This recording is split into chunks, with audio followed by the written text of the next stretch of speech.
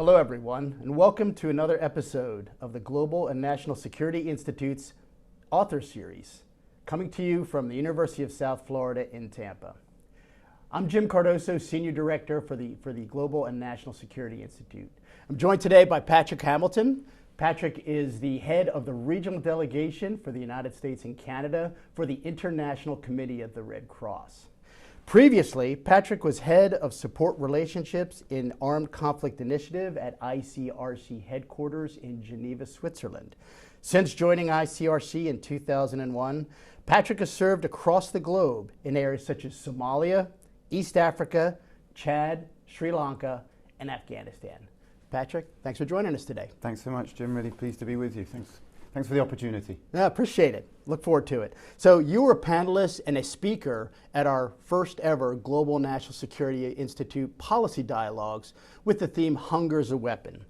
So tell me, how has the International Committee of the Red Cross approached this issue in today's conflicts? Thanks, Jim, and again a huge thank you to the University of South Florida, to the GNSI and General Mackenzie, who heads that, indeed for the opportunity to participate at the discussions that we had yesterday. I thought it was extremely timely to be looking at this as an issue, and it's clearly a topic that is of core concern to us at the International Committee of the Red Cross. As an actor that has a role to provide humanitarian response to conflict, we clearly see a really important overlap between hunger and food insecurity and conflict and insecurity more broadly. And what we've been observing over the last 20 years in particular is a sharp rise in conflicts going on around the world, the fragmentation of those conflicts and becoming more complex. And in particular for those populations affected by those conflicts on the ground.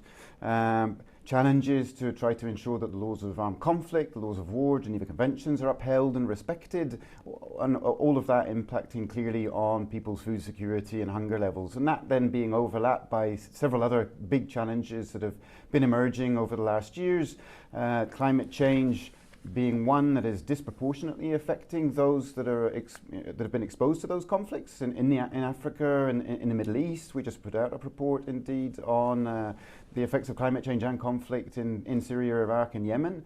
You can check that out at our website, icrc.org. And then, of course, COVID-19 and the war between Russia and Ukraine have had a further massive knock-on effect economically on people in those contexts that are most vulnerable to these shocks as well. So we have these major layers of shocks that have been confronting populations, people, in particular in places like Yemen, in Mali, Burkina Faso, in the Horn of Africa, Ethiopia, Somalia, Sudan now, of course, South Sudan, to say nothing, of course, of then inflationary effects that have been felt worldwide, including here in the States. But these are all key drivers of major food insecurity. And when people are hungry, of course, they get angry as well. And so there's clearly an intersect that we see between these issues of food insecurity and insecurity more broadly. And this comes at a time when there is suddenly what looks like less both appetite and then capacity for donor governments to be able to fund humanitarian operations around the world. So we're really concerned that the broader international system is facing a moment where it is less capable and less able to be able to step up to meet the needs of those in these contexts. It's really a moment where we as a humanity need to look at whether we are really ready to be able to step up to the needs of our common man. No, thank you. How do you see that hunger and food insecurity affect, and you talked a little bit about this, but maybe, draw that out a bit more as you see fit. How does it affect the economic development and global political stability across the globe? Look, we're looking at, the WFP is talking about some 375 million people that today are facing food insecurity, severe malnutrition, issues related to hunger around the world. Much of that is indeed being experienced in those places that are also affected by conflict, a number of the places I just mentioned. We see an awful lot of displacement that is going with that, people that are having to make the choice to move away from home, that are losing their economic independence, having to leave behind their assets to try to find safety, to try and find alternative opportunities. And often those people are already relatively financially vulnerable. They often leave behind, in fact, those that stay in place are often the most vulnerable. They don't have the means to move, be it those that are suffering disabilities, the elderly, female-headed households, those that are really, in any case, often at the more marginal ends of communities and societies. But you also then have these waves of major displacement. We've seen that with Syria. We are seeing that right now with Sudan. We've seen that also with the Ukraine-Russia situation, and with such huge numbers of displacement going on, that has an impact both on those that are displacing, but also the communities that are then having to host them. Take them in, yes. And so there is just this broader trend of insecurity, economic insecurity, that is going with all of this disruption in these societies. And we as the ICRC, as I say, with this mandate and this role to provide humanitarian response to conflict, normally emergency response, are finding that we have been in a lot of the top 10, 15 operational contexts that we work in now for on average around about 37, 38 years. So we're seeing that conflicts are not being properly ended. They just keep going. The international community is not proving particularly adept at arriving at comprehensive peace agreements, and so we see these ongoing waves and troughs of conflict and violence and fragility in these contexts, and never fully goes away. And all of this is contributing to further sort of gestating rounds of violence and conflict, and having that impact on increasingly regional and global levels. So something not just of a concern to somebody sitting in Yemen or in Somalia or in Mali, but also a concern for people in the US, in Canada, and around the world. Well, I mean, we talk about, people will talk about the world becoming more interconnected going forward, and that's what you're saying. In all ways, whether it's positive or negative, there's interconnectivity across the globe. Absolutely, yeah. So backing up a little, how did the International Committee of the Red Cross first begin to look at these types of issues in the first place, and what is its unique perspective compared to other aid organizations? So the International Committee of the Red Cross, the ICRC, was founded back in 1863 at the same moment as the first Geneva Convention, so the first law of war. And we have a role, a mandate that was provided for us by that first Geneva Convention and the subsequent Geneva Conventions to protect and assist victims of armed conflict.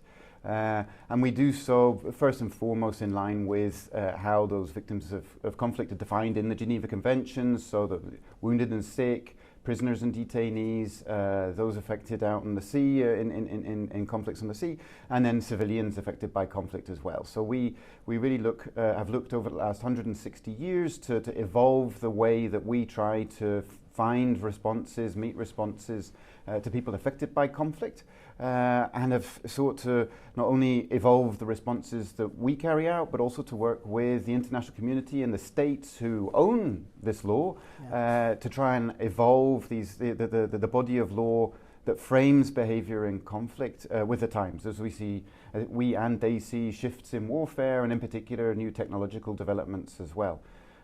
So today we are present in around about 100 contexts around the world. Our main efforts are very much focused on contexts including Ukraine, Russia, these contexts in Africa that I mentioned, the Horn of Africa, the Sahel, Democratic Republic of Congo, Central African Republic through to Haiti, Afghanistan, the Middle East, and so on. But at the same time, we try to engage out and beyond this operational response, which is the sort of main effort in a policy and legal dialogue with states around the challenges that we see in terms of the way that war is being practiced. So with this experience working in conflicts around the world, what are some trends or patterns you're seeing right now in areas of conflict? So what we see, have been seeing really at this moment is that we're in a bit of a sort of a threshold moment. So we see that we are confronted by, as mentioned, a whole series of escalation in conflicts that have been taking place over the last 20 years. Back in 2001, there were some 30 conflicts going on around the world. Today we see over 70 conflicts taking place, so that's more than a doubling in the total number of conflicts going on around the world over the last 20 years. And those conflicts have been particularly characterized as states fighting one or a multitude of non-state armed groups, often then with the support coming in from different other state and other actors into really what have been very fragmented and complex battlefield situations. That's overlapped, of course, with the US and its partners' efforts to fight wars in line with sort of counter-terrorism and counter-insurgency campaigns. But we see that this period, some of those efforts around CT coin operations are reducing, de-escalating, and instead we move into a period where there is a sort of renewed focus by the US and others on strategic competition. So competition with other major state actors. So for us, what this means is that we are still very much dealing with the aftermath of the counter-ISIS campaign, the population that's up in northeast Syria, for example. We still visit the detainees down in Guantanamo Bay. We still have a very active operation in Afghanistan, in Somalia, and so on. We are then focused indeed on the conflicts raging today in Ukraine, in Sudan, in some of these other contexts that I've already mentioned, and then we are also then very much focused on what does this new period of strategic competition, what does that mean, and how will that competition affect us? How do we need to adapt to it? What do we need to anticipate that could come in the future? And of course, a major part of that is the issues related to new technologies, where we see a huge amount of development going on across numerous areas, in particular related to sort of, artificial intelligence, cyber warfare, and information operations, and are trying to understand what that means, how that plays out on the battlefields, and the implications for warfare, for then how civilians and others, and us as humanitarian actors, are affected by that, and need to try and leverage the opportunities that go with it, but also then to engage with states and other actors on how that is used to important effect on the battlefield. Yes, and the Global National Security Institute, we're looking as well at the great power competition. There's an ongoing series that's been running at the University of South Florida, actually for about 3 years, but now starting to look more at that kind of that intersection, that boundary of policy and technology and how they interact. And it's a challenging time. And one thing you talked about during the policy dialogues as well was that, I don't know the right word, but kind of that post-conflict continuation of support. A lot of times, the combatants may depart, but the ICRC is there for, and as you already said, years if not decades, while new trends are taking place. I mean, how do you balance that? It's very much the challenge that we face. It indeed is to try and straddle the degree of complexity with which we're confronted. So coming back to the original topic, where we have been looking at how we, as the ICRC, but also with our partners, look to come up with smart and sophisticated responses to food insecurity, and how we can work with people and communities affected by food insecurity to provide not just emergency aid through cash or food handouts, but to work with them on how we can move them from needing that to as quickly as possible becoming once again self-reliant and independent of aid. Through to then the regular work and traditional work that we have always tried to accomplish in terms of visiting detainees and prisoners of war, engaging on their conditions and treatment, and trying to make sure that that's upheld. But then indeed engaging on, what are the implications for AI and autonomous weapons systems, the sort of legal, ethical, moral challenges that come with those developments, and trying to engage with states to get out ahead of what were the problems could be, or indeed the problems that we see already today, and to try and work with states on, what does this mean? Are there changes needed to the legal frameworks that exist, or are we looking more at policy, needing to sharpen policy around this, and really to try and convene discussions to look at, what does all of this mean for humanity going forward? So it's a challenge certainly of our day that we have to try and juggle all of this at the same time. There's a lot of juggling going on. There's no doubt. I mean, you talked about the increase from 30 conflicts to 70 conflicts. I mean, it's just and there's no really indications that that's going to decrease anytime in the future, right? No, sadly not. You talked about partners. So how does the ICRC work with militaries like that of the United States to work by, with, and through its partners? It's a great question, and I think, again, when you talk about the sort of specificities and the particularities of the ICRC, I think it's very much indeed the cornerstone of what we are and what we do, that engagement with militaries.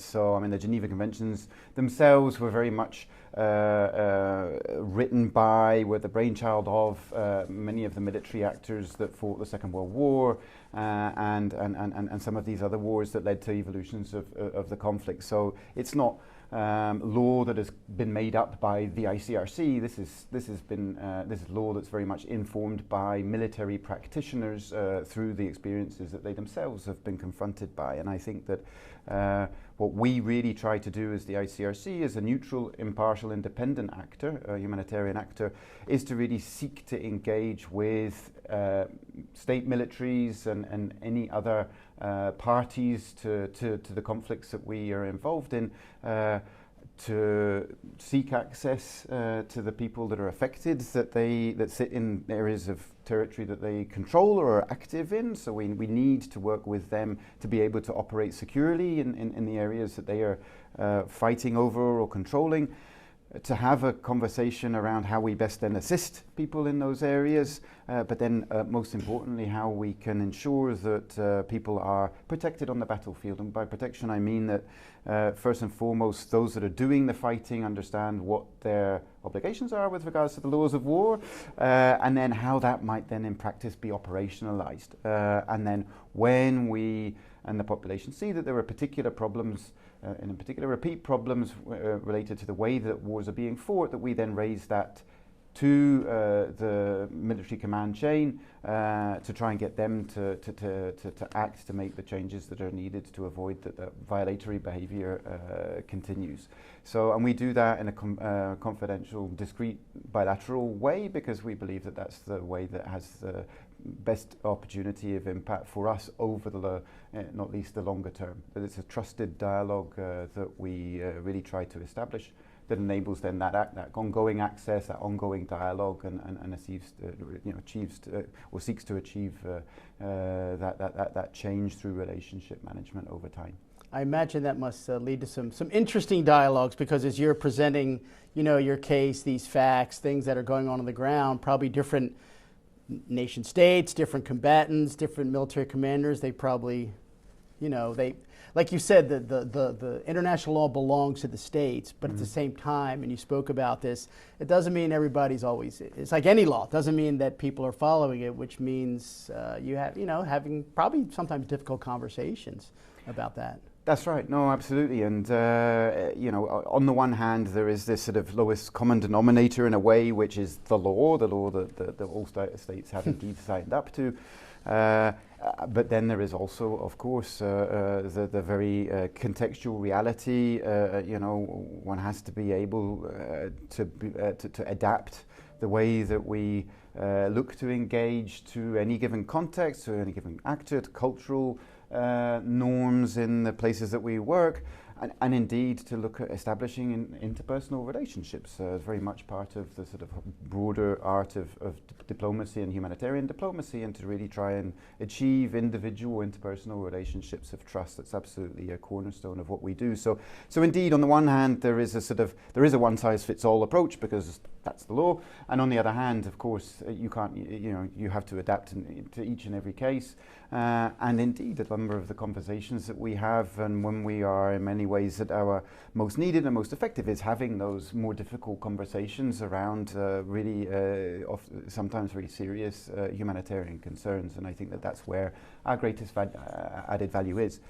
You mentioned earlier about the fact that indeed, one of the things that we've been doing with the US government is engaging on the sort of practice of the by, with and through approach, working with partners and allies. And I think that indeed is something that is just worth elaborating on a moment more. So we've definitely seen, with that trend of escalating conflict over the last 20 years, a broader trend of those battlefields becoming particularly complex. I mentioned that there are a lot of state versus non-state actor trends, but indeed often those battlefields are even more complex than that, with sometimes multinational or multilateral armed force actors on the ground, and then complex webs of support coming from state and other actors, private sector actors, and so on these battlefields to the parties that are actually doing the fighting.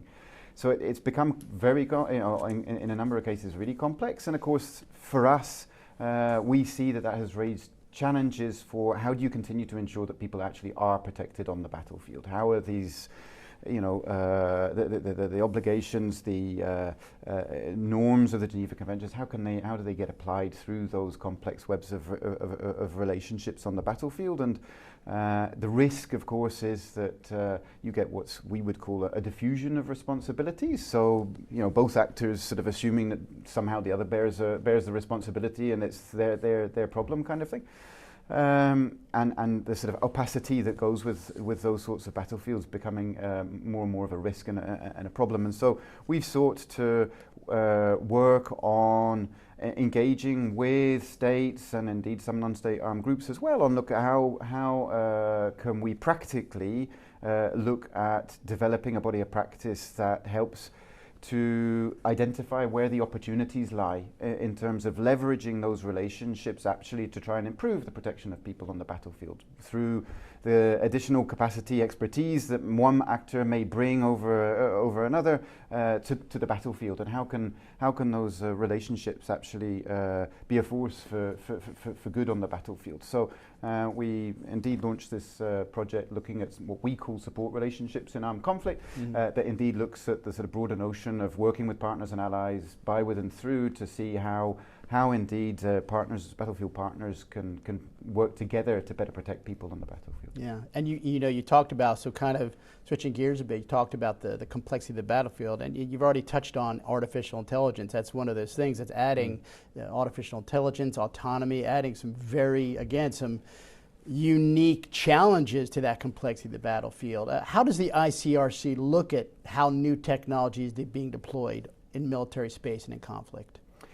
Sure. Well, look, I mean, of course, new technologies in its own sense is nothing new. I mean, technology has been new technology has been around, and technology has been developing over hundreds of thousands, if not millennia of human existence. But I think we have been seeing over the last several decades a massive further acceleration in technological developments, and I think we all in our daily lives see that through all the debate that's going on around AI today here in this country, let alone all the broader internet-based technologies that have been developing and deployed, robotics, the use of drones in warfare, and indeed the push more and more towards potential systems in warfare that are less and less involving humans in the decision making that is taking place. So so what we see as the ICRC is a need to, in the first place, to engage more and more with some of these big new tech companies that are developing these systems and the ones that are running them, and trying to engage with them in many ways, in the ways that we've been engaging with states down the years, looking to engage with them on indeed the sort of opportunities and the risks, and bringing that conflict lens to what they are doing in terms of the deployment and development of these new systems and new technologies. But then of course also engaging at the same time with states on where is this going and what are the legal, policy, ethical risks that are going with these systems. And I think what we really see in particular with sort of AI and autonomous weapons systems is this indeed the sort of generic opportunity that I think that we see that states see in this in terms of speeding up decision making. That's clear, and then also over the longer term potentially reducing risk to one's own soldiers out on the battlefield through the use of robot assets. But what we're concerned about is the sort of the gradual step away from humans being in the decision-making loop, and the extent to which that technology is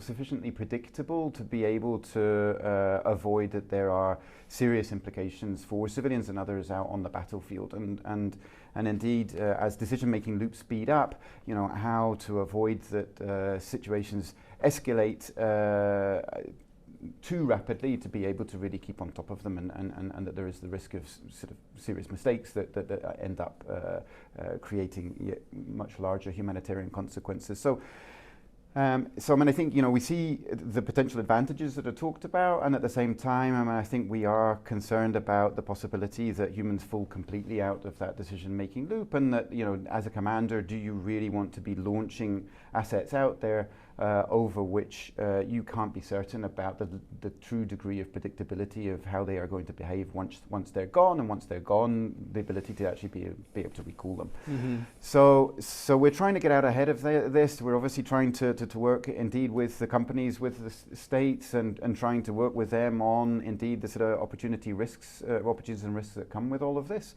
But it's also why we've been recommending to states that they get together to look towards more binding rules, in particular looking at the use of or prohibiting the use of unpredictable weapon systems, and at systems that target humans specifically at this stage. So something that we're all challenged by. As I say, we recognize that this is also an opportunity scenario in so many ways, that the states and others are seeing that, but there is a need really to engage on the risks as well, and all that comes with that, and so an active area of discussion for us for sure. Absolutely, I have no doubt about that, and that'll be an active area discussion for us in our institute as well. Mm-hmm. In prepping for this discussion, another major facet of your work I noticed is detention, and I know you've written quite recently on detention, and as a related to Guantanamo Bay. Can you talk to us a little bit about that and how you engage in militaries in that regard?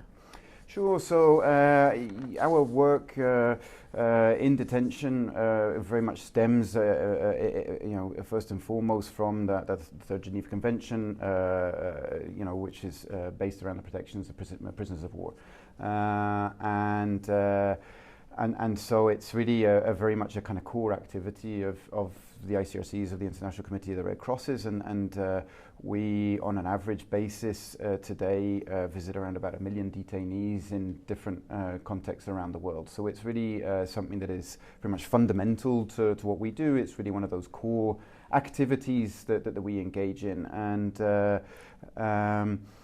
of course, it's generally tends to be a sort of particularly sensitive area of work for us. The issues that go with detention, detainees, prisoners tends to be particularly sensitive and challenging as well for those that are trying to carry out that detention and to detain people safely, humanely, and so on. So we think it's an issue and a topic that has been particularly challenging for all those involved, but will remain so for the decades to come. And I think it's from what we see more broadly an issue that states probably need to devote a little more attention to going forward, and along with a broader effort to try to reprioritize the laws of armed conflict in the way that states are engaging with each other, and the way that they are looking to prepare for contingencies for the future as well.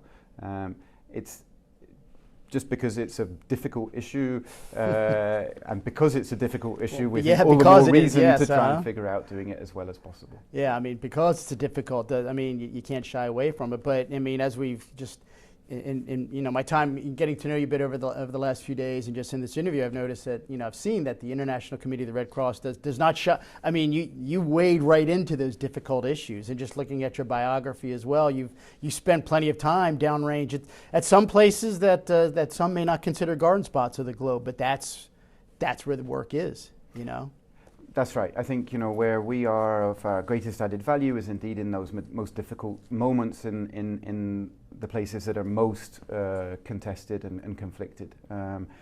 That's where you need a neutral, impartial humanitarian actor that is able to engage with both or all sides that are involved in the conflict, and to come in and try to offer up some degree of hope in those most difficult moments for the population that's affected, but also in terms of contributing to establish the most sort of basic dialogue and grounds for trust between the parties that are doing the fighting over the most basic issues.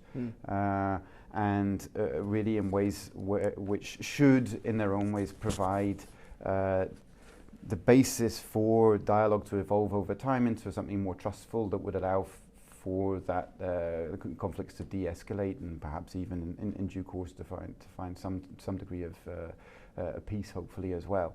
So I think the neutral intermediary role that the ICRC plays with the way that we go about our work is really the cornerstone of what we do. And the recent most public example of that was the simultaneous release of some detainees out of in relation to the Yemen conflict back a couple of months ago, where the Yemenis, the Saudis, the Emiratis looked to simultaneously release people that they had been holding for really quite some time, which of course for those detainees and for those families was a massive moment in their lives, of course, but then also has contributed to helping to foster yet more dialogue of respect between those parties as they look to move forward in that context as well. So I think that this, the neutral intermediary role that we play is really fundamental to what we're about and what we offer. Thank you, Pat. I mean, that's a great summary. I think we'll go ahead and stop on that summary right there to really inform our listeners and our viewers on what the International Committee of the Red Cross does. So I really want to thank you for taking the time to tell us about what the International Committee of the Red Cross does and how you're looking at the conduct, the trends in the conduct hostilities and their broader impacts as well. And I want to thank you for joining us for another episode of the Global National Security Institute's author series.